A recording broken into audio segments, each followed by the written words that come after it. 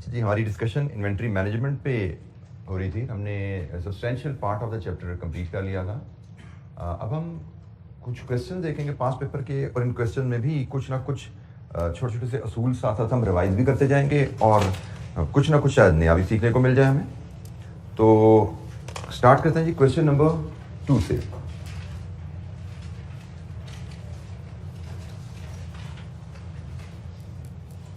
Question number 2 is on page 134, book का page 134 पे। ABC का क्वेश्चन है जी। रिक्वायरमेंट से क्वेश्चन में से पढ़ना शुरू करते हैं। Compute the economic order quantity and the estimated carrying cost and ordering cost for the first year of operation. पहले साल में आप क्या EOQ फॉलो करना चाहेंगे, और पहले साल की कैरिंग कॉस्ट और ऑर्डरिंग कॉस्ट का एस्टिमेट बताइए। ABC has recently established a new unit in Multan.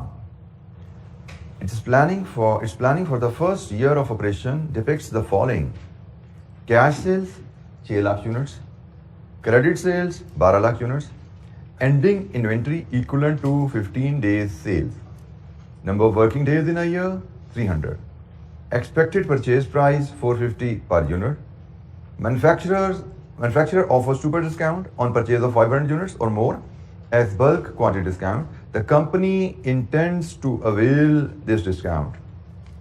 Carrying costs include financial cost of investment in inventory at 16%, godown rent 10,000 per month. Ordering costs are 300 per order. अच्छा जी, हमें 1 by 1 तमाम values को लेके requirement के मुताबिक data arrange करना है। हमारी पहली रिक्वायरमेंट है compute economic order quantity. EOQ का फार्मूला हम जहन में लाएं तो हमारे दिन में क्या क्या चीज़ आती है। हमें क्या क्या चाहिए? CO कॉस्ट पर ऑर्डर, तो वो तो रेडिली अवेलेबल है। D एनुअल डिमांड हमें देखना पड़ेगा, और एक CH हमें कैलकुलेट करना पड़ेगा। अच्छा जी, D को हम कैसे डिफाइन करते हैं? How do we define D? D is the annual quantity to be purchased from supplier. When you are a manufacturing company, तो फिर आप सप्लायर से रॉ मटेरियल खरीद रहे हैं, तो D will be taken as quantity of raw material to be purchased from supplier in 1 year. And when you are a trading company like this, then D is the product that you are buying from supplier for resale. तो फिर D आपका annual product, annual units to be purchase from the supplier है। Supplier से जो चीज़ें आप खरीद रहे हैं, कितनी क्वांटिटी आपको खरीदनी है अगले साल, दैट इज D। यहाँ पर ख्याल रखिएगा, never confuse it with the units that you produce in house, कि हम जो यूनिट्स इन हाउस बनाते हैं उनकी क्वांटिटी D कैलकुलेट नहीं होता। क्वांटिटी जो हमने सप्लायर से खरीदनी है उनकी क्वांटिटी के लिए कैलकुलेट किया जाता है, क्योंकि हम EOQ कैलकुलेट कर रहे हैं। EOQ क्या होता है? How much quantity to be should we order to the supplier. तो प्रोडक्शन तो इन हाउस हो रही है, उसमें क्या ऑर्डर आ गया? रॉ मटेरियल जो हम खरीद रहे हैं उसका ऑर्डर हम सप्लायर से प्लेस करते हैं। और जो ट्रेडिंग कंपनी, जैसे ये गालिबन ट्रेडिंग कंपनी की बात है, ठीक है, तो यहाँ पे ऑर्डर प्लेस किया जाता है। तो जनाब क्वेश्चन खोल के अपने सामने रख लीजिए, और 1 by 1 हम इसमें डाटा एक्सट्रैक्ट करते हैं। सबसे पहले हम एनुअल डिमांड की तरफ, पहले हम फार्मूला काम करते हैं। फार्मूला अपने सामने लाते हैं, EOQ 2COD/CH। तो 1 by 1 में वैल्यूज अगर फीड कर दूं जो मुझे पता है, तो CO की वैल्यू हमें पता है 300, D के लिए मैं वर्किंग 1 कर लूँगा, और CH भी हमें कैलकुलेट, छोटी सी कैलकुलेशन करनी पड़ेगी, उसके लिए मैं वर्किंग 2 कर दूँगा। तो जनाब हम D से बात शुरू करते हैं, working 1। Annual quantity of material to be purchase from supplier. हम चूँकि बिजनेस शुरू कर रहे हैं तो हमें सप्लायर से क्या क्या खरीदना पड़ेगा ये हम मेजर करेंगे। हमें सप्लायर से खरीदना पड़ेंगे वो यूनिट्स जो हमने कैश में बेचने हैं। हमें सप्लायर से खरीदने पड़ेंगे वो यूनिट्स जो हमने क्रेडिट पे बेचने हैं, और हमें सप्लायर से वो यूनिट्स भी खरीदने पड़ेंगे जो चाहते हैं हम के साल के एंड में हमारे पास बच जाएं, क्योंकि हम कारोबार शुरू कर रहे हैं ना, हम तो जीरो से शुरू कर रहे हैं। तो हमने जो बेचने हैं हमने वो भी खरीदने हैं, और जो हमें एंडिंग इन्वेंट्री चाहिए, हम चाहते हैं कि पीरियड के एंड पे हमारे पास बच जाएं, हमें वो भी खरीदने पड़ेंगे। तो टोटल क्वांटिटी यहां पे हमें मिलेगी to be purchased from supplier. तो जनाब हमने कितनी क्वांटिटी इन्वेंट्री में अपने पास रखनी है? 15 डेज सेल के बराबर। उसने कहा जी 15 दिन की सेल के बराबर। तो ये जनाब पूरे साल की सेल है, ऐसा ही है।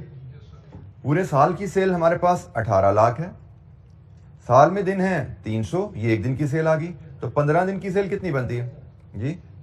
90,000, ये 15 दिन की सेल है। अब आप इसका मतलब पहले साल आप खरीदेंगे 18,90,000 यूनिट्स। डी हमारा 18,90,000 यूनिट्स। Any question?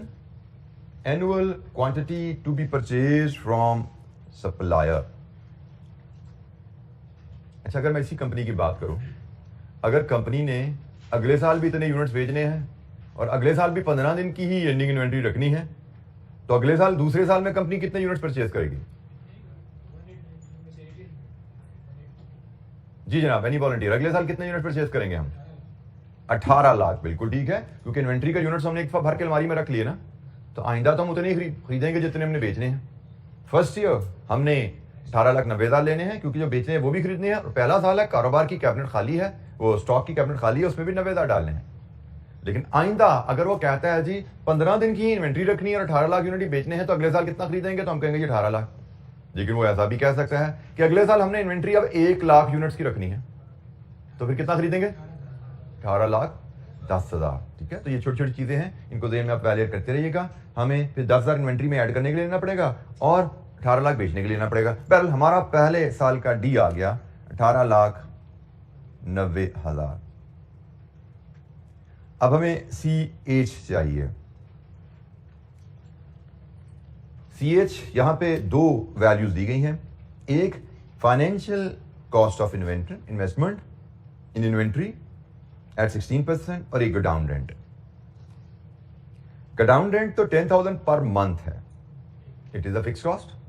तो EOQ के फॉर्मूले में तो सिर्फ हम वेरिएबल कॉस्ट लेते हैं, तो ये 10,000 पर मंथ जो गोडाउन रेंट है, ये हमारी CH का हिस्सा नहीं बनता। CH में सिर्फ वेरिएबल कॉस्ट ली जाती है, और वो वेरिएबल कॉस्ट के लिए हमें यहाँ पे सिर्फ फाइनेंशियल कॉस्ट बताई गई है। तो जनाब हम कहेंगे हमारी CH जो है वो सिर्फ फाइनेंशियल कॉस्ट रहेगी, financial cost of holding 1 unit for 1 year. और इसको हमने कैलकुलेट करने का तरीका सीखा हुआ है, purchase price into interest rate. ऐसा ही है जी। अब एक्सपेक्टेड परचेज प्राइस 450 है, और हमने एक चीज जो सीखी हुई है, जो मैंने आपको रजिस्टर भी करवाई थी, कि EOQ यहां पे उसने डिस्काउंट का जिक्र किया हुआ है, डिस्काउंट का जिक्र है, और हमने पढ़ा हुआ है कि EOQ की कैलकुलेशन में डिस्काउंट को इग्नोर किया जाता है। ठीक है, ये चीज हमने पढ़ी हुई है। लेकिन unless examiner ask you to do otherwise, जैसे यहां पे उसने कह दिया company intends to avail discount, company discount avail करेगी। ये थोड़ी सी नॉर्मली है इस क्वेश्चन की सेटिंग में, ऐसा शायद मुनासिब नहीं था, लेकिन उसने लिख दिया कि कंपनी डिस्काउंट अवेल करेगी, और 500 से ऊपर यूनिट्स का ऑर्डर साइज आता है तो डिस्काउंट मिल जाता है, तो कंपनी का ख्याल है कंपनी डिस्काउंट अवेल करेगी। तो हमारे लिए फिर परचेज प्राइस 450 नहीं है, 450 में डिस्काउंट एडजस्ट करने के बाद दिस इज परचेज प्राइस। उसने लिख दिया कंपनी ने डिस्काउंट अवेल करना है, तो हमें फिर डिस्काउंट के बगैर परचेज प्राइस को शामिल नहीं करना अपनी वर्किंग में, और 16% का इसका इंटरेस्ट रेट है। तो बताइए जी, 2 डेसिमल तक पर यूनिट वैल्यू जो होती है 2 डेसिमल तक जाती हैं, 70.52 56। ये है जी holding cost per unit per year. एक यूनिट को 1 साल तक अपने पास रखने पे हमें 70.56 की कॉस्ट पे करनी पड़ेगी। And only finance cost is variable here. Holding cost का दूसरा कंपोनेंट है, वो गोडाउन रेंट है, वो फिक्स्ड कॉस्ट है, तो हम नहीं शामिल करेंगे अपनी वर्किंग में। तो 70.56 को यहां फीड करेंगे, तो EOQ बताइए क्या है? 4009 यूनिट्स।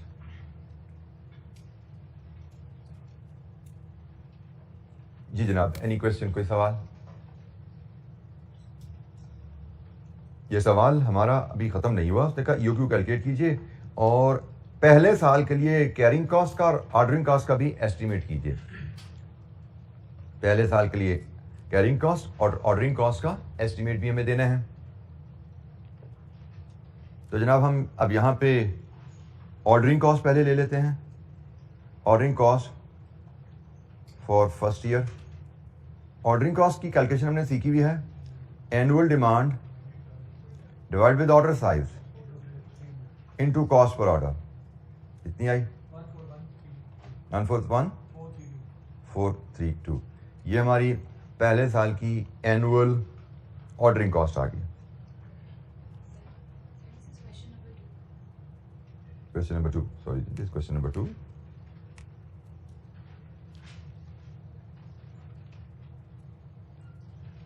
एनुअल होल्डिंग कॉस्ट पे चलें। अब हम कैलकुलेट करते हैं holding cost for first year. अब यहां पे थोड़ी तवज्जो चाहिए। ईओक्यू के फार्मूले में तो हमने वेरिएबल होल्डिंग कॉस्ट लेनी है, इसमें तो कोई दूसरी राय नहीं है। लेकिन यहां पे मैं कहा गया है एनुअल होल्डिंग कॉस्ट बताओ, एनुअल वेरिएबल होल्डिंग कॉस्ट नहीं कहा उसने। इसका मतलब यहां पे वेरिएबल प्लस फिक्स दोनों बताएंगे। तो हम यहां पे लिखेंगे जी फाइनेंस कॉस्ट है एक, और एक रेंट है, क्योंकि रेंट होल्डिंग कॉस्ट तो रेंट भी है ना। तो रेंट को हमें बताया गया 10,000 पर मंथ है, तो 10,000 इंटू 12, ये पहले साल की रेंटल कॉस्ट 1,20,000। और finance cost holding cost calculate करने का तरीका है ऑर्डर साइज बाय 2, ये एवरेज इन्वेंट्री आ गई, क्योंकि कोई यहाँ पे रीऑर्डर लेवल कोई सेफ्टी स्टॉक का जिक्र नहीं है, तो एवरेज इन्वेंट्री सिंपली यही रहेगी order size by 2। Order size by 2 into CH 432 लीजिए जी, सम कर लीजिए 261,432। कैलकुलेशन ये वेरीफाई कर लीजिए, किसी कैलकुलेशन पे कोई डिसएग्रीमेंट है तो बताइए।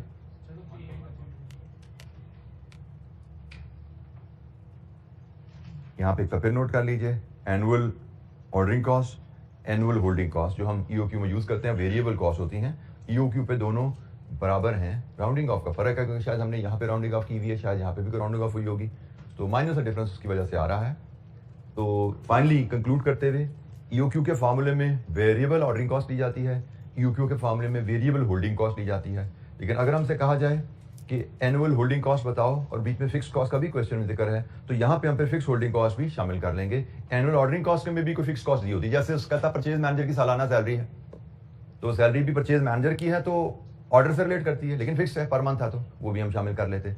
ईओक्यू में सिर्फ वेरिएबल कंपोनेंट जाता है, यहाँ पे वेरिएबल प्लस फिक्स दोनों आ रहा होता है। और जब हमने बात सीखी थी कि at EOQ annual ordering cost equal to annual holding cost, that statement is only true for the variable part. सिर्फ वेरिएबल ऑर्डरिंग कॉस्ट जो ईओक्यू में यूज हुई है और वेरिएबल होल्डिंग कॉस्ट जो ईओक्यू में यूज होती है, वो एनुअल बेसिस पे ईओक्यू पे बराबर आते हैं। फिक्स कॉस्ट पे हम डिस्कशन नहीं कर रहे होते, हाँ, लेकिन अगर हमें कैलकुलेट करने को कहे बीच में फिक्स कॉस्ट का कंपोनेंट को गिवन हो, हम उसको भी ऐड करके शो करेंगे, जैसे इस केस में किया हमने। तो कोई सवाल?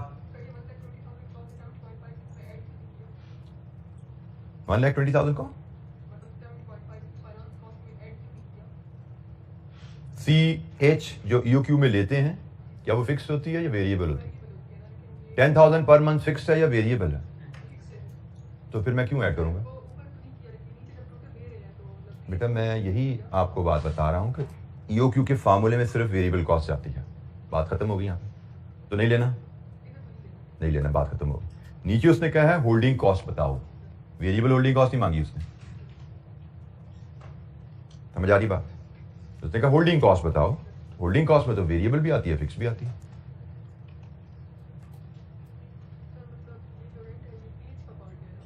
बेटा CH का पार्ट नहीं है, CH stand for variable holding cost per unit per annum. CH is variable holding cost per unit per annum in this formula. CH की डिस्क्रिप्शन जाके आप पढ़ें, अगर नोट्स में जो पेज पे लिखी हुई है, तो वहां पे हमने पेज 119 पे हमने CH की लिखी हुई है, it is variable cost of holding 1 unit for 1 year. Page 119 के लोअर हाफ में फार्मूले की में लिखी हुई है CH। ठीक है जी, एनी क्वेश्चन, कोई और सवाल? इसीलिए आप लोगों को जो मैं एम्फोसिस करता हूं, रीडिंग बार बार पढ़िए। आप एक दफा क्लास में सुन के अगर गुजर गए, तो क्लास में मैंने 6 दफा भी बोला होगा, जब तक खुद नहीं आप 4 दफा पढ़ोगे, ये चीजें आपके जहन में नहीं बैठेंगी, बार बार स्लिप हो जाया करेंगी चीजें आपके दिमाग से। तो इनको कंफर्म करने के लिए नॉलेज जरूरी है कि आप बार बार पढ़िए। तो मैंने तो क्लास में 1 दफा 2 दफा 3 दफा बोल दिया, लेकिन ये 1 हफ्ते में बोला ना आपने, तो अभी 3 महीने बाद जाके पेपर देना, 3 महीने के दरमियान कौन बोलेगा आपको बार बार कि ये वेरिएबल होती है, फिक्स के साथ ऐसे करना है, वेरिएबल के साथ ऐसे करना है? नोट्स बताते हैं बेटा, नोट्स बार बार पढ़ेंगे आप तो पता लगेगा। तो इसलिए मैंने आपको शायद पहले भी कहा है कि किताब से दूर जाना, नोट से दूर जाना ये अपने साथ दुश्मनी करने वाली बात है। अगर आप रीडिंग की हैबिट में नहीं हैं, अगर आप टॉपिक को किताब पढ़ के, नोट्स पढ़ के रिवाइज करने के आदी नहीं हैं, तो आप सही डायरेक्शन में बिल्कुल नहीं चल रहे। रीडिंग से ही आपकी, क्योंकि टीचर ने क्लास में एक दफा बोल देना है, 2 दफा बोल देगा, एग्जाम्पल में 30 दफा बोल देगा, क्वेश्चन में 34 दफा बोल देगा, फिर अगले 4 महीने कैसे गुजरेंगे? वो किताब से ही पता लगेगा आपको, बार बार पढ़ेंगे, देखेंगे तो पता लगेगा आपको। क्योंकि मेरे 4 दफा बताने से आपको जरूरी नहीं हो सकता 30-40% बच्चों को याद हो जाए, लेकिन शायद आधे से ज्यादा बच्चों को फिर 4 दिन बाद, 6 दिन बाद रिमाइंडर की जरूरत होती है। वो रिमाइंडर किताब से मिलता है जी। नहीं क्वेश्चन, कोई सवाल? अच्छा जी, एक और छोटा सा सवाल है हमारे पास, क्वेश्चन नंबर 3। हम जरा प्लान अपना यहां से कंफर्म कर लें, हमारे प्लान में है क्या क्या।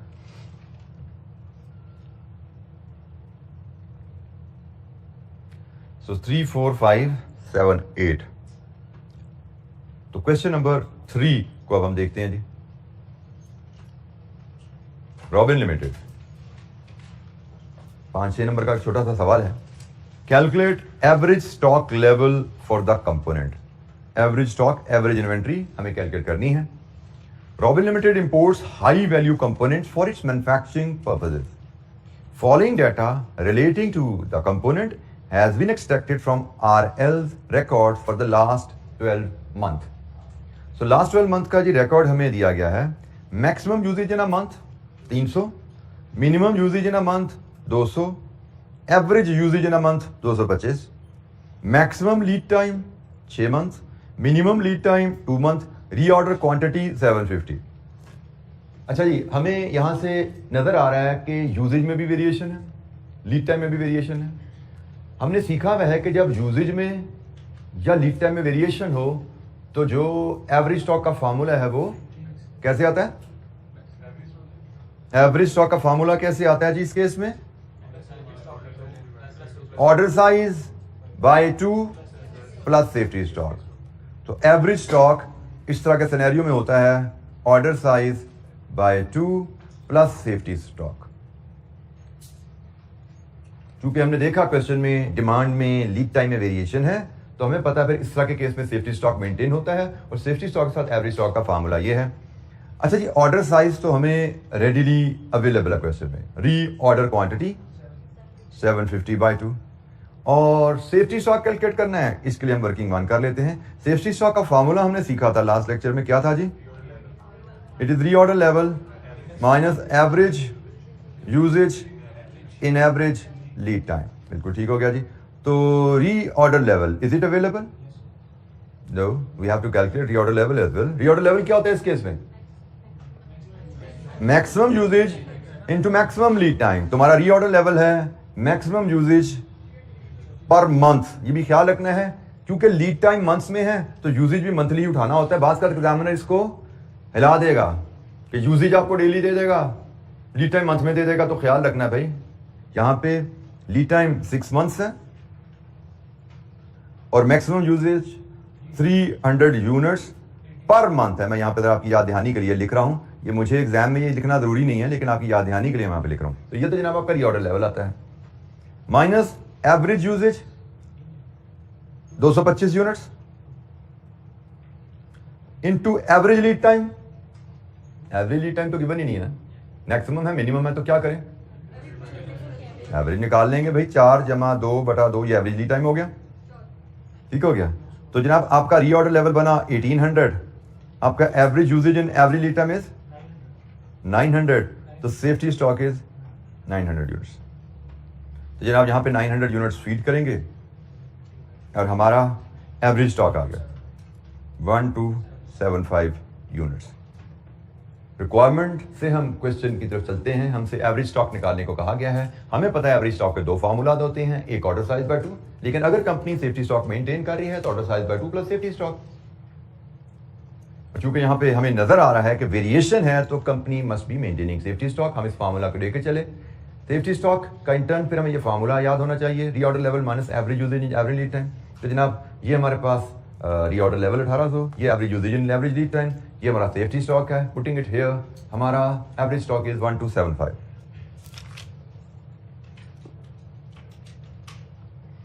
जी, एनी क्वेश्चन?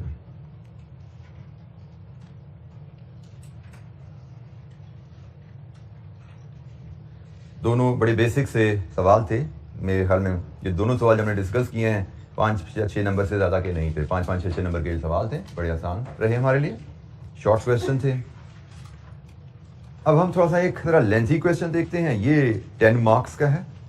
क्वेश्चन नंबर 4, यहाँ पे किसी बच्चे को कोई दिक्कत, कोई गाइडेंस सपोर्ट चाहिए, किसी कैलकुलेशन पे, किसी कॉन्सेप्ट पे कोई सपोर्ट?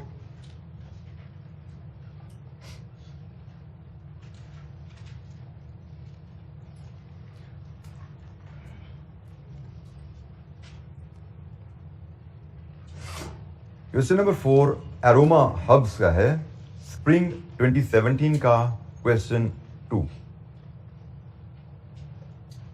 स्प्रिंग 2017 क्वेश्चन 2, 2 पार्ट्स हैं जी। पहला पार्ट कंप्यूट EOQ 4 नंबर, दूसरा part determine the amount of savings if any which can be achieved by AH bye adopting the stock management system based on EOQ। Company की हमें शायद गालबन current policy भी दी गई होगी, हमसे कहा EOQ कैलकुलेट करो और फिर करंट पॉलिसी से EOQ पे स्विच होने पे क्या कोई सेविंग है तो मेजर करके बताओ। लेट्स रीड द क्वेश्चन, फिर बात करते हैं जिस पे। Aroma herbs deal in herbal tea. The tea is imported on a 6 monthly basis. The management is considering to adopt a stock management system based on EOQ model. Currently 6 monthly basis पे import से मुराद है कि साल में 2 दफा आप मंगवाते हो, जितनी चाहिए 6 महीने का ऑर्डर एक दफा भेज दिया और 6 महीने का ऑर्डर एक दफा भेज दिया, मतलब हाफ क्वांटिटी एक दफा, हाफ एक दफा, 6 मंथली बेसिस, साल में 2 ऑर्डर करते हो। अब कंपनी चाह रही है ऑर्डर साइज हम EOQ पे ले जाएं।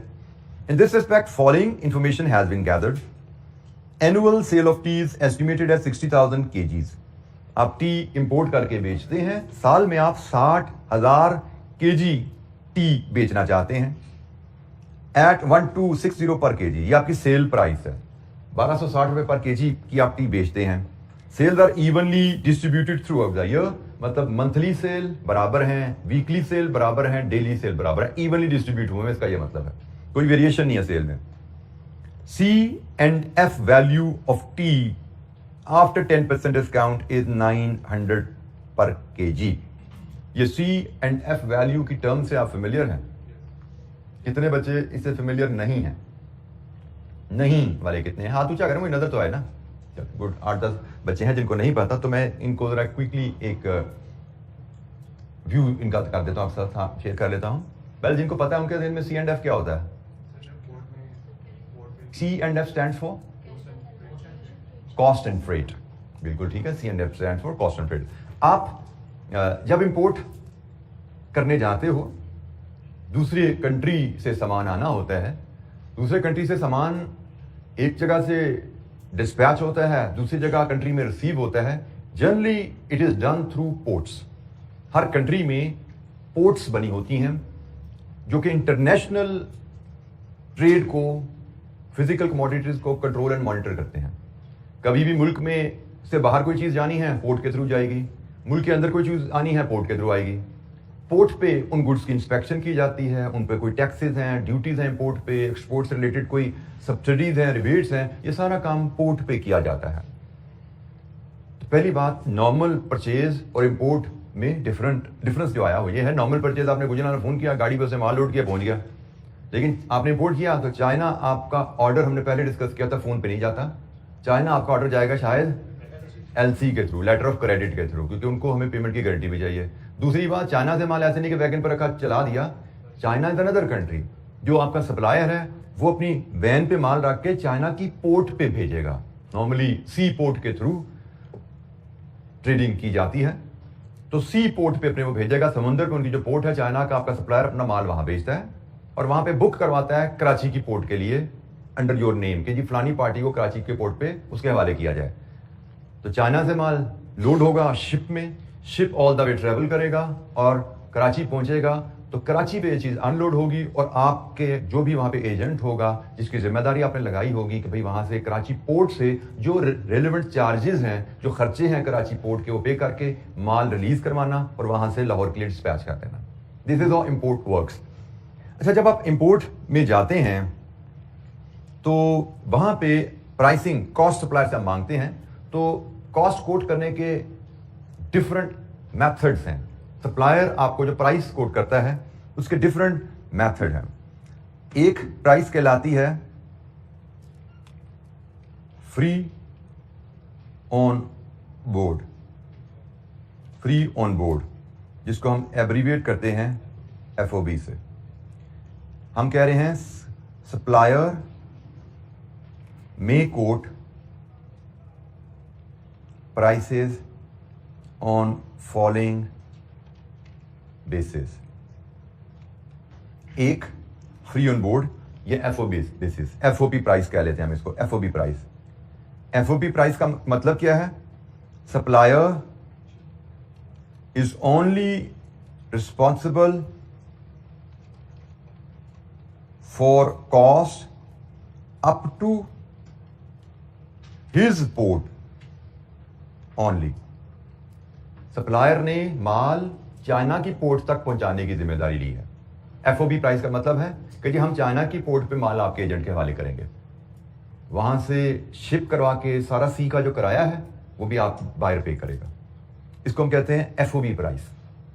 मतलब FOB प्राइस, आप अगर मटेरियल की कॉस्ट जानना चाहो ना कि भैया मेरी मटेरियल की कॉस्ट क्या पड़ी है, तो उसमें FOB प्राइस में आप फिर सी फ्रेट भी ऐड करोगे। बाकी कॉस्ट के हम डिस्कस नहीं करते क्योंकि सी फ्रेट आप खुद पे करोगे। FOB price will not be your final cost of the product, क्योंकि FOB प्राइस तो है चाइना में आपको चीज कितने की पकड़ाई गई, चाइना से लोड करके जहाज में आप कराची तक लेके आए, सारे खर्चे आपने अपनी जेब से पे किए, जिनमें फ्रेट एक मेजर कॉस्ट होती है।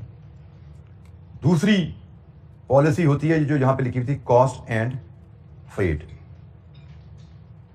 इसको C&F भी कहा जाता है, CNF भी लिखा जाता है। इसको CNF लिख दें या C&F लिख दें, एक ही बात है, कॉस्ट एंड फ्रेट। इसका मतलब है कि सप्लायर जो प्राइस आपको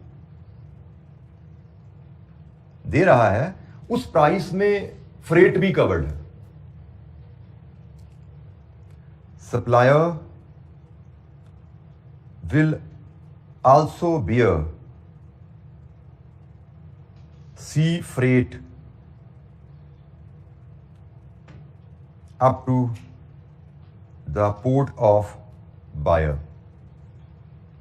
सी का जो फ्रेट है वो भी प्राइस में कवर्ड है। फॉर एग्जाम्पल FOB प्राइस आपको हो सकता है आपका सप्लायर कोट करे 100 रुपीज पर यूनिट, और C&F प्राइस कोट करे वो शायद 110 रुपए पर यूनिट, क्योंकि उसने किराया भी कवर करना है ना उससे। C&F प्राइस हमेशा ज्यादा होगी, तो अब किराया भी आपने जो सप्लायर को पेमेंट की है उसमें किराया भी शामिल हो गया। इधर किराया आपको पल्ले से ज्यादा देना पड़ेगा, तो वो भी आपको कॉस्ट में शामिल करना पड़ता है, क्योंकि हमें पता है मटेरियल की कॉस्ट में तमाम खर्चा जो मटेरियल को अपने गोदाम में लाने तक इनकर होता है मटेरियल कॉस्ट में ऐड होता है ना, ये हमने सीखा हुआ है। तो सप्लायर को जो पेमेंट वो भी ऐड होती है, किराया वो भी ऐड होता है। तो बहरहाल FOB price and cost and freight, C&F price. एक और टर्म भी होती है, that is cost insurance and freight.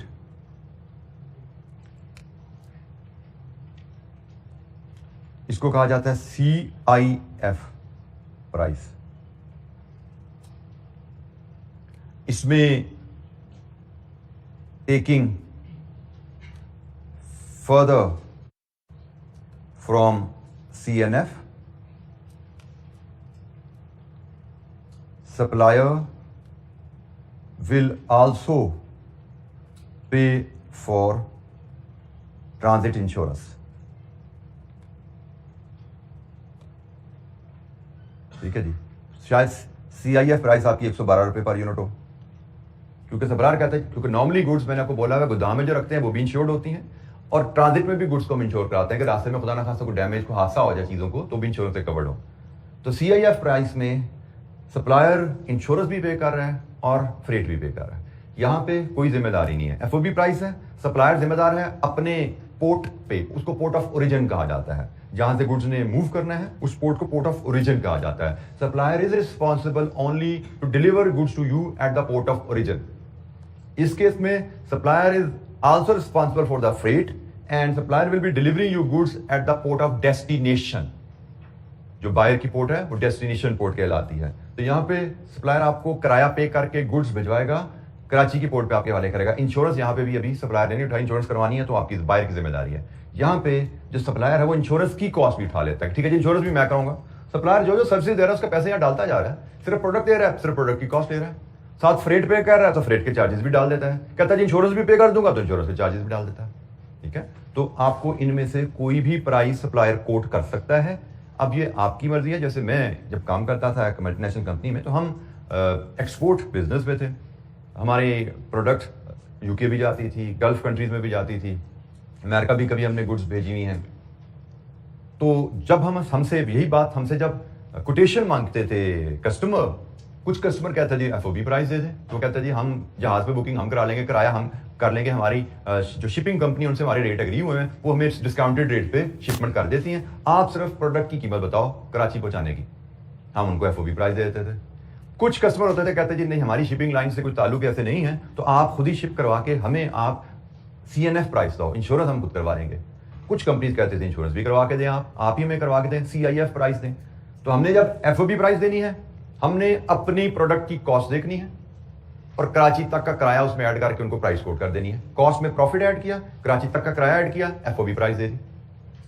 उन्होंने कहा जी CNF प्राइस दें, तो हमने अपनी कॉस्ट में प्रॉफिट ऐड किया, फिर कराची तक का किराया ऐड किया, फिर शिपिंग कंपनी फोन किया जी यूके माल भेजना है, 1 कंटेनर 20 टन का डब्बा कितना किराया लगेगा, उन्होंने जो पैसे दिए वो भी ऐड कर दिए, फिर प्राइस भेज दिया लोगों को। और किसी ने कहा CIF चाहिए, तो अपनी कॉस्ट कितनी की प्रोडक्ट बन रही है हमारी, अपना प्रॉफिट ऐड किया, कराची तक का किराया ऐड किया, शिपिंग कॉस्ट ऐड की, सी फ्रेट, और इंश्योरेंस कंपनी से फोन करके पूछ लिया भाई इतने माल का इतनी वैल्यू की प्रोडक्ट हम यूके भेज रहे हैं, 20 दिन का सफर है, तो बताइए आप इंश्योरेंस चार्जेस कितने लेंगे। जो उन्होंने बताया वो भी ऐड कर दिया, लीजिए CIF प्राइस बन गई।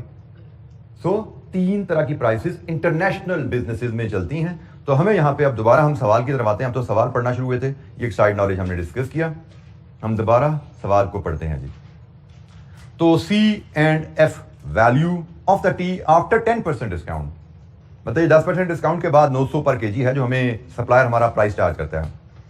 Custom duty and sale tax are paid at the rate of 20 and 15%। ये custom duty and sale tax जो होते हैं ये आपकी पोर्ट ऑफ डेस्टिनेशन पे होते हैं। पाकिस्तान जब चीजें आएंगी तो पाकिस्तान में पोर्ट ऑफ डेस्टिनेशन, पाकिस्तान में कस्टम ड्यूटी भी पे करनी पड़ेगी, पाकिस्तान में सेल टैक्स भी पे करना पड़ेगा। Sale tax paid at the import stage is refundable in the same month. तो हमने पढ़ा हुआ है जो ड्यूटीज एंड टैक्सेस रिफंडेबल होते हैं वो आपका कॉस्ट का हिस्सा नहीं होते। बिल्कुल ठीक है। तो इसका मतलब ये जो 15% का सेल टैक्स है ये हम कॉस्ट में ऐड नहीं करेंगे, अगर हमें जरूरत पड़ी तो ये हमारी कॉस्ट का हिस्सा नहीं है क्योंकि तो रिफंडेबल है। Use of EOQ model would reduce the quantity पर ऑर्डर। अभी साल में वो 2 ऑर्डर करता है ना, कह रहा है जी अगर EOQ पे जाएंगे तो ऑर्डर साइज कम हो जाएगा। इसका नतीजा क्या होगा, बल्क परचेज डिस्काउंट जो आपको मिल रहा है विल रिड्यूस फ्रॉम 10 to 8। ये आपको 10% डिस्काउंट के बाद की प्राइस है। वो कहते हैं अगर EOQ पे जाओगे तो ये 8% रह जाएगा, मिलेगा डिस्काउंट लेकिन 10% नहीं 8% मिलेगा। Cost of financing the stock is 1% पर मंथ। ये मैं बार बार आपको याद कराता रहा हूं, CH में पर एनम कॉस्ट आती है, तो अगर ये पर मंथ आ गई। Annual storage cost is estimated at ₹320 पर केजी। पर केजी फिक्स होती है क्या? ये भी बचपन से समझाता आ रहा हूं, किराया फिक्स भी हो सकता है, किराया वेरिएबल भी हो सकता है, तो ये किराया वेरिएबल है। Administrative cost of processing an order is 90,000। Increase in number of purchase order. EOQ में जब जाओगे, अभी तो साल में 2 ऑर्डर करते हो ना, तो 90,000 है। कहते हैं जी increase in number of purchase order would reduce this by 10%। मतलब EOQ पे जाओगे तो ये 90 नहीं रहेगी, इससे 10% कम हो जाएगी। All AH maintains a buffer stock equal to 15 days of sales. Buffer stock भी मेंटेन हो रहा है जी, 15 दिन की सेल के बराबर बफर स्टॉक भी है। और रिक्वायरमेंट्स हमारी 2 हैं, EOQ क्या है, और determine the amount of saving if any which can be achieved by AH bye adopting the stock management system based on EOQ, assume 360 days in a year. लीजिए जी, पहला पार्ट है EOQ डिटरमिन करने का, तो let's start with EOQ। ये सवाल है हमारे पास जी पेज 136 पे, question number 4, aroma herbs.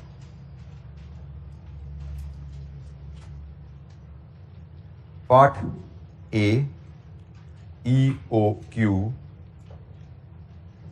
to CO working 1, D 60,000 readily available है, CH वर्किंग 2। तो वर्किंग 1 में हम यहाँ पे CO कैलकुलेट करते हैं, cost per order. Working one अलहदा जरूरत नहीं थी, लेकिन मैं फिलहाल बात कर खुद ही अलहदा ले जाता हूँ ताकि आप डाटा में बात उसको समझने में आपको आसानी रहे। जब हम EOQ पे जाएंगे तो हमारी कॉस्ट पर ऑर्डर क्या रहेगी? 90,000 तो है EOQ से पहले, लेकिन EOQ पे जाने पे उसने हमें बता दिया है EOQ का ऑर्डर साइज जरा छोटा होगा करंट ऑर्डर साइज से। By the way current order size क्या कंपनी का? Current order size is 30,000। साल में 2 दफा प्लेस करते हैं, तो साल में 60,000 खरीदना है तो 2 दफा 30,000 के ऑर्डर जाते हैं। उसने हमें बता दिया है कि आप EOQ पर जाओगे तो नंबर ऑफ ऑर्डर्स बढ़ जाएंगे ऑर्डर साइज कम होने से, और आपकी cost per order will reduce by 10%, 81,000 पे आ जाएगी। तो जनाब ये हमारी 81,000 CO आ गई। CH holding cost per unit per annum.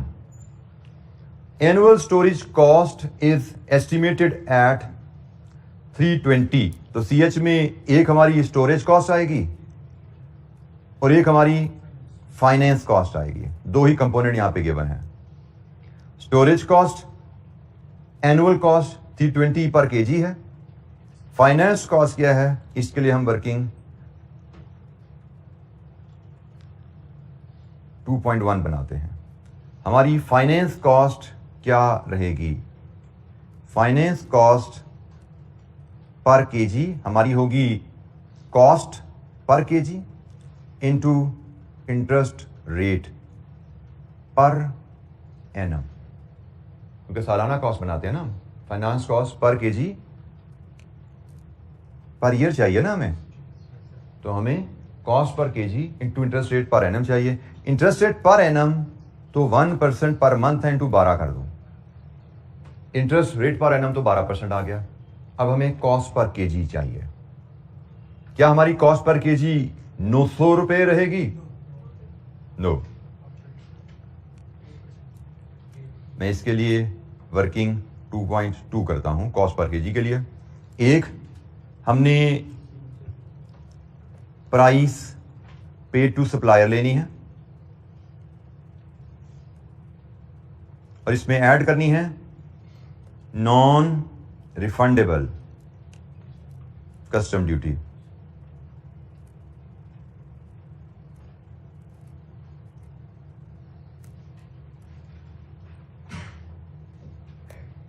अच्छा जी, सप्लायर को प्राइस क्या हमने अब 900 पे करनी है? Answer is no. हमें कहा गया है ये जो 900 की प्राइस है ना, ये तो 10% डिस्काउंट के बाद होती है। इसका मतलब ये तो 90% है। फिर हमें कहा जा रहा है अब हमें डिस्काउंट 10% ही मिलेगा, अब तो डिस्काउंट 8% मिलेगा। इसका मतलब अब हमारी प्राइस 90 नहीं होगी, 92 होगी। आप इसको 2 स्टेप अगर देखना चाहो तो इसको इस तरह भी समझ लो, डिवाइड बाय 90 into 100 करें तो ये हमारी लिस्ट प्राइस आ गई, और लिस्ट प्राइस का 92% कर लो तो ये आपकी प्राइस आ जाएगी सप्लायर पे जो आपने पे करनी है। तो डिवाइड बाय 90 into 92 करो या इस तरह कर दो, एक ही बात है। हमें 900 रुपए की कॉस्ट हम पे कर रहे हैं सप्लायर को 10% डिस्काउंट के बाद। इसका मतलब ये लिस्ट प्राइस का 90 है, अगर ये 90 है तो 100 किया, लिस्ट प्राइस आ गई। अब हमें 8% डिस्काउंट मिलना है, मतलब हम 92 पे करेंगे। कितना पे करेंगे जी? 920 रुपीज हम पे करेंगे, और ड्यूटी जो कस्टम ड्यूटी है वो 20% हम पे करेंगे। 184,104 ये जी हमारी कॉस्ट पर केजी बनने वाली है जी। एनी क्वेश्चन, कोई सवाल?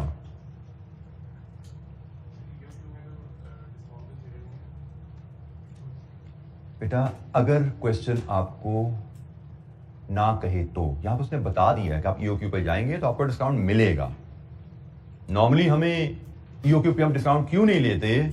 क्योंकि हमें पता नहीं होता कि EOQ का ऑर्डर साइज क्या आएगा, और डिस्काउंट का ताल्लुक ऑर्डर साइज से होता है, इसलिए हम EOQ पे डिस्काउंट को इग्नोर रखते हैं। लेकिन अगर क्वेश्चन कह दे कि भाई EOQ पे डिस्काउंट मिलेगा तो उसको शामिल करें आप। EOQ की कैलकुलेशन में डिस्काउंट शामिल ना करने की वजह मैंने आपको बता दी थी। जब वो वजह ही नहीं एग्जिस्ट करती, क्वेश्चन में इंफॉर्मेशन आ गई है, तो फिर हमें EOQ में डिस्काउंट ना लेने वाली बात को पीछे छोड़ देना है जी। एनी क्वेश्चन, कोई सवाल? तो जनाब यहां पे 1104 का 12%, 132.48 rupees per KG per year, ये जी हमारी CH आ गई। सॉरी फाइनेंस कॉस्ट आ गई, तो फाइनेंस कॉस्ट को हम यहाँ पे ऐड करेंगे 132.48, तो हमारी CH बन जाएगी 0.48 रुपीज़। जी जनाब, ये CH की कैलकुलेशन आपके सामने सारी आ रही है, पूरी कैलकुलेशन आपके सामने है। CH क्या है? Variable storage cost plus finance cost. Storage cost per KG हमें गिवन है 320, फाइनेंस कॉस्ट हमें पता है वो कैलकुलेट की जाती है कॉस्ट पर केजी से इंटरेस्ट रेट को मल्टीप्लाई करके। कॉस्ट पर केजी 1104 हमने वर्कआउट की है, और इंटरेस्ट रेट पर एनम हमने लेना है, क्वेश्चन में 1% पर मंथ दिया था, उसको 12 से मल्टीप्लाई किया, सालाना इंटरेस्ट रेट बन गया। तो ये जनाब हमारी कॉस्ट पर केजी 1104 जो हमारी होने वाली है, 12% के हिसाब से 132.48 इसकी फाइनेंस कॉस्ट है। तो storage cost plus finance cost, this is your variable holding cost 132.48। जी एनी क्वेश्चन, कोई सवाल? CH हमारी बनी 452.48, CH इज 452.48। इसको आप EOQ के फार्मूला में ले जाएं आप, ये जनाब यहाँ पे 452.48, तो EOQ is 4635 units. This is our EOQ। Part A EOQ calculate कीजिए, तो इट इज 4635 यूनिट्स हमारा EOQ। ये नहीं क्वेश्चन, कोई सवाल?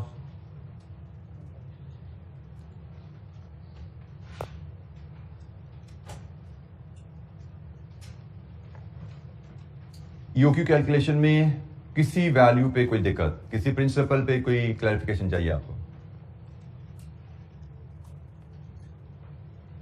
पार्ट बी में अब हमने फैसला करना है कि हम करंट ऑर्डरिंग पॉलिसी पे रहें या EOQ पे जाएं। कोई बचत EOQ से आती है, तो इसके लिए हमने सीखा हुआ है कि हम 2 कॉलम बनाएंगे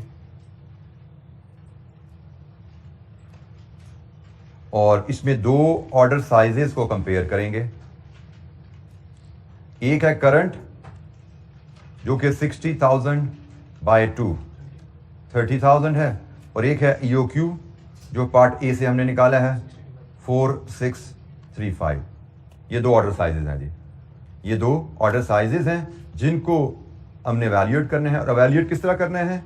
हम एनुअल कॉस्ट ऑफ परचेज, क्योंकि डिस्काउंट चेंज हो रहा है, परचेज, ऑर्डरिंग एंड होल्डिंग, ये कैलकुलेट करेंगे और फिर देखेंगे टोटल कॉस्ट क्या आती है और क्या सेविंग विद EOQ कुछ मिल रही है।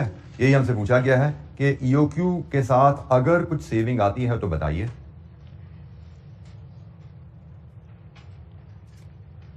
जी एनी क्वेश्चन, कोई सवाल? अच्छा जी, purchase cost current ordering policy के तहत क्या है? 60,000 केजी साल में खरीदते हैं, 930 इंटू 1.20 ये ड्यूटी पे करते हैं, तो जनाब 920 plus custom duty non refundable, ये करंट आपकी कॉस्ट है। ऐसा ही है, तो जनाब 60,000 into this value, annual purchase cost आपकी क्या आती है? सॉरी 900 है, 900 बाई मिस्टेक जी, 900 जी। कितनी बड़ी जी एनुअल परचेज कॉस्ट? 64.8 मिलियन। और जब आप sorry current, this is current 64.8 million. EOQ के साथ भी इसको कैलकुलेट करें। EOQ में क्वांटिटी तो 60,000 ही है, लेकिन कॉस्ट हमने कैलकुलेट की थी, अलहदा से भी कैलकुलेट कर ली थी ना हमने भी, 9 बेटा ये है शायद, ओ ड्यूटी डाल के ना टोटल की भी ना, उसकी हमने टोटल की नहीं थी इसलिए मैंने ले ली। 920 इंटू 1.2 कर लो या 1104 कर लो, एक ही बात है। तो चूंकि हमने इसकी टोटल निकाली नहीं ना हुई थी, इसलिए मैंने इसको यहाँ 20 ऐड कर दिया, तो यहाँ पे 1104 में कर दूंगा वर्किंग 2 के रेफरेंस से 66.24 मिलियन। मैंने करंट कॉस्ट में ड्यूटी ऐड करके वैल्यू वर्कआउट नहीं की हुई थी, इसलिए मैंने यहाँ पे ऐड कर दी ड्यूटी। लेकिन विद EOQ ये मैंने कॉस्ट निकाली हुई वर्किंग 2 में, तो मैंने उसको रेफर कर दिया। ये वर्किंग 2 में हमने ये कॉस्ट, बल्कि 2.2 में, वर्किंग 2.2 में हमने ये कॉस्ट निकाली भी है, कॉस्ट प्लस 20%, तो मैंने इसको डायरेक्टली यहाँ से 1104 ही उठा लिया, वर्किंग 2.2।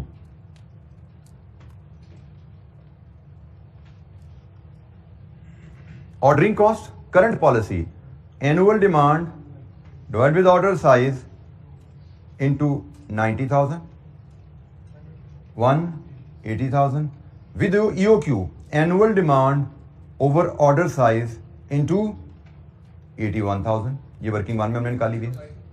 कितना जी? 1053 000। ये कॉस्ट हमने वर्किंग वन में निकाली हुई है। EOQ के साथ कॉस्ट पर ऑर्डर रिड्यूस हो जाती है।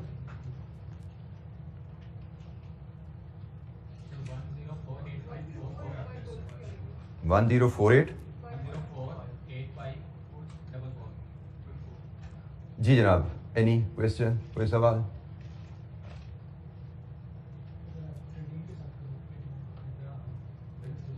थर्टीन के साथ क्यों करो? 13 आता है पूरा 13, 12.9 ही रहने देना। हमने 13 का राउंड ऑफ किया हुआ है, हमने तो फैक्टर लिखा हुआ है, हमने फैक्टर लिखा हुआ है। ये भी जरा ध्यान में रखिएगा, आपका एग्जामिनर, हम तो लिखते हैं annual demand over order size into cost per order. Examiner के अक्सर सोल्यूशन में order size, annual demand over order size का आंसर निकाल के उसको राउंड ऑफ करके फिर इससे मल्टीप्लाई किया जाता है। That is not, I would say, a preferred approach. Preferred approach नहीं है। आप इसको ऐसे ही लिखिएगा जैसे मैंने लिखा और ऐसे ही इसको सॉल्व कीजिएगा। 1053 मैं अब देख रहा हूँ जब एग्जामिनर ने सोल्यूशन 1053 लिखा हुआ है, उसकी वजह से यही उसने राउंड ऑफ किया पहले, फिर उसने इसको इससे मल्टीप्लाई किया, which is not the preferred approach. मैं ये नहीं कहता टोटल गलत है, लेकिन प्रेफर्ड अप्रोच नहीं है। हम इसी तरह ही चलेंगे, हमारी जिंदगी आसान रहेगी। एक स्टेप भी हमारा वाइड होता है और कैलकुलेशन भी हमारी प्रेफर्ड मेथड से वैल्यूज आती हैं। जी एनी क्वेश्चन? अच्छा जी, होल्डिंग कॉस्ट। अब होल्डिंग कॉस्ट में उसने मैं बताया सेफ्टी स्टॉक भी मेंटेन हो रहा है।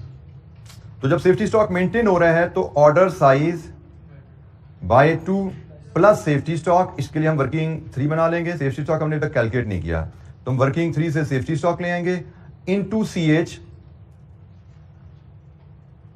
अब CH क्या है? दूसरे केस में 4635 by 2 plus safety stock working 3 से, इसका CH तो हमें पता है 452.48। तो पहले सेफ्टी स्टॉक निकालते हैं और फिर यहां पे जो CH है यहां पे निकालना पड़ेगा, डिस्काउंट फर्क है ना, तो इसका CH भी फर्क होगा। तो पहले हम सेफ्टी स्टॉक ले लेते हैं जी, वर्किंग 3। सेफ्टी स्टॉक कितना है? सेफ्टी स्टॉक हमें कहा गया है कि कंपनी मेंटेन करती है सेफ्टी स्टॉक 15 दिन की सेल के बराबर। तो ये 1 साल की सेल है, ये 1 दिन की सेल आ गई, ये 15 दिन की सेल आ गई। कितना जी? 2500 kg ये आपका सेफ्टी स्टॉक है। उसने में कहा है 15 दिन की सेल के बराबर, तो जनाब साल की सेल, 1 दिन की सेल, 15 दिन की सेल। 15 दिन की सेल के बराबर सेफ्टी स्टॉक रखते हैं हम, 2500 यूनिट सेफ्टी स्टॉक हम रखते हैं। तो average stock will be order size by 2 plus safety stock. तो ये जनाब सेफ्टी स्टॉक, सेफ्टी स्टॉक। ये EOQ वाली तो कॉस्ट आप यहां पे कंप्लीट कर लेना। EOQ की कॉस्ट क्या आ रही है? EOQ के साथ इस फैक्टर को कैलकुलेट कर लीजिए आप और बताइए EOQ के साथ होल्डिंग कॉस्ट क्या आ रही है? 2179,822। अब ये जो केस है हमारा करंट पॉलिसी वाला, करंट पॉलिसी में हमारी CH ये नहीं रहेगी, क्योंकि करंट पॉलिसी में हमारी परचेज कॉस्ट ये नहीं है, ऐसा ही है। तो करंट पॉलिसी के तहत हमारी CH क्या होगी, उसके लिए मैं वर्किंग 4 बना लेता हूं छोटी सी, और मैं इसको स्मार्टली अगर कैलकुलेट करूं, हमारी करंट CH जो है 320 रुपए पर kg है, प्लस 900 इंटू 1.2 का सालाना इंटरेस्ट रेट 12%, यही बनता है ना। तो यहां से बताइए आपकी करंट जी 449.60 बेटा 2 डेसिमल पे लिख रहे थे ना सर, 60 जी जनाब। जब हमने डिस्काउंट नहीं लेना तो हमारी परचेज, जब हमने बल्क ऑर्डर में जा रहे हैं 30,000 में, तो हमारी परचेज प्राइस कुछ और है, उसके साथ फाइनेंस कॉस्ट बदलती है। और ये जनाब 449.60 आप यहां पे फीड करेंगे। 449.60 एनुअल कॉस्ट 7868,000 लीजिए जी। यहां पे इसका सम करना है, इसका सम करना है, और सेविंग अगर है तो बतानी है। 72,848,000 यहां पे जी विद EOQ